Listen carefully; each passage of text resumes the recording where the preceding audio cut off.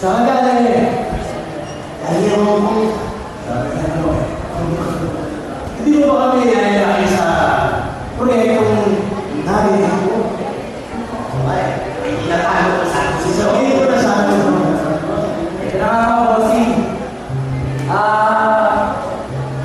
Nagpapasalamat namin sa mga bayan na nag-tweet palagi sa amin. At saka, nakikilis namin din palagi sa tweet. Pinapaiwan naman nila. Maraming makakahingin kami sa Panginoon na hindi natupad. Pero nakakaisip na mas marami pa na sa natupad kaya hindi namin hindi.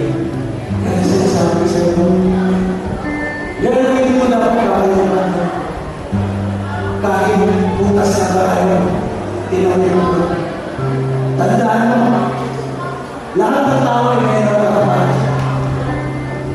Walang matigas na tinapay sa matigas na kami. Parang mali. Mali. Iyan ay sinasabi. Paano nila ito? Kamaniwala na ito. Ito ang tatanda ko ito. Ang buhay ng isang tao ay parang isang desyo. Magsisisi ka sa ulit. Dahil hindi ko alam. Mas kinuwala na. Tama. Pwede ngayon. Alam na siguro. Tama. Higit sa lahat ko, maraming para na may Diyos na nagkakalaway sa iyo. Hindi ka na nag-iwan. Kahit sa oras na papilitan. Di ba? Oo. Tama. Yung mga ganyan